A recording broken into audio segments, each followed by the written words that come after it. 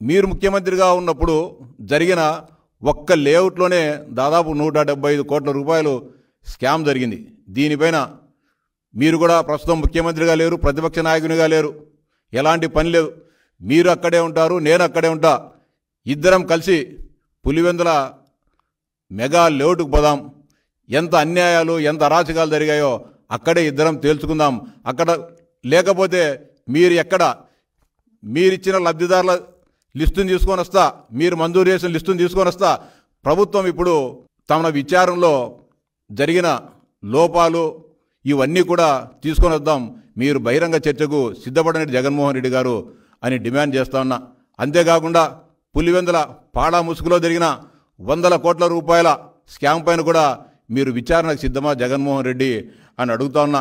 అంతేకాకుండా పులివెందుల మున్సిపాలిటీ సుందరీకరణ అని చెప్పి 650 కోట్ల రూపాయలు మంజూరు చేసి ఇష్టానుసారంగా దాంట్లో అవినీతి జరిగిన మాట వాస్తవమా కాదా జగన్మోహన్ రెడ్డిని అడుగుతా ఉన్నా. ఇక ఇరిగేషన్లో కూడా ఎత్తిపోతల పథకాలని చెప్పి రకరకాల పేర్లతో ఇరిగేషన్లో కూడా 100 కోట్ల రూపాయల స్కామ్ జరిగిన మాట వాస్తవమా కాదా జగన్మోహన్ రెడ్డి అని ప్రశ్నిస్తున్నా. ఇంకా దారుణమైన విషయం, పులివెందుల మున్సిపాలిటీలో దాదాపు కోట్లాది రూపాయలు ఖర్చు పెట్టి సుందరీకరణ పేరుతో మీరు రింగ్ రోడ్డు చుట్టూ ఊర్లో బ్రహ్మాండంగా పాత కరెంటు పోల్ల స్థానంలో కొత్త ఇన్ని కూడా పెట్టడం జరిగింది మున్సిపాలిటీ పరిధిలో. ఈరోజు గత నెల రోజుల నుంచి కరెంటు బిల్లు కట్టలేక స్ట్రీట్ లైట్లు కూడా వేయలేని దౌర్భాగ్యకరమైన పరిస్థితిలో పులివెందుల మున్సిపాలిటీని మీరు తీసుకొచ్చారంటే పులివెందుల ప్రాంత ప్రజలపైన మీకు ఏమాత్రం ప్రేమ ఉందో ఒకసారి అర్థం చేసుకోవాలా. దాదాపు 23 కోట్ల రూపాయలు విద్యుత్ బిల్లులు చెల్లించాలి పులివెందుల మున్సిపాలిటీ. మీరు ముఖ్యమంత్రిగా ఉన్నప్పుడు పులివెందుల మున్సిపాలిటీని ఆర్థికంగా ఎంత దోపిడీ చేశారో, ఎంత నాశనం చేశారో ఒక్కసారి ఆలోచించాలని చెప్పి విజ్ఞప్తి చేస్తూ ఉన్నా. అంతేకాకుండా దాదాపు మీరు ముఖ్యమంత్రిగా దిగిపోయే నాటికి పులివెందుల నియోజకవర్గంలో వివిధ రకాల పనులు చేసిన వాళ్లకు దాదాపు 800 కోట్ల రూపాయలు బిల్లులు చెల్లించాల్సింది ఒక్క పులివెందుల నియోజకవర్గంలో, మిగతా రాష్ట్రం కాదు. ఎందుకు కానీ మీరు చెల్లించలేదు?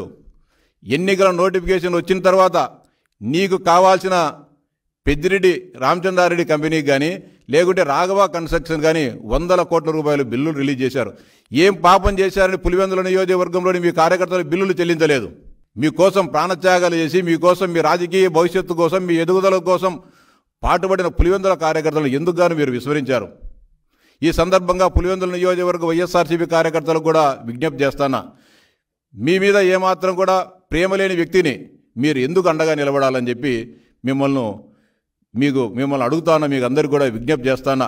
5 సంవత్సరాల పాటు ఏ రోజైనా మీతో మాట్లాడా? ఈరోజు 10 రోజులకు ఒకసారి పులివెందులకు వచ్చి నేను పులివెందుల కార్యకర్తలకు అండగా ఉంటానని చెప్పి మాట్లాడుతున్నాడు. ఆయన మాటలు నమ్మదగినవి కావు.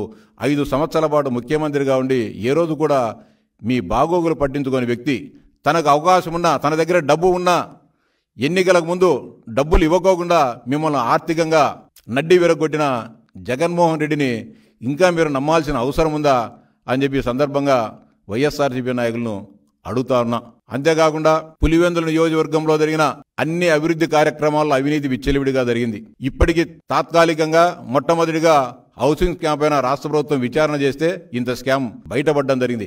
మిగతా అన్ని పులివెందుల నియోజకవర్గ అభివృద్ధికి తెలుగుదేశం పార్టీ ఎప్పుడూ వ్యతిరేకం కాదు. 2014, 2019 మధ్య కాలంలో కూడా బ్రహ్మాండంగా పులివెందుల నియోజకవర్గ రైతాంగం కోసం, ప్రజల సంక్షేమం కోసం, అభివృద్ధి కోసం అనేక రకాలుగా తెలుగుదేశం పార్టీ ఆ రోజు కృషి చేయడం జరిగింది. కానీ మీ ప్రభుత్వ హయాంలో 1,000 కోట్ల రూపాయలు పులివెందుల అభివృద్ధి జరిగిన ముసుగులో జరిగిన అవినీతిని ఖచ్చితంగా వెలికితీస్తాం.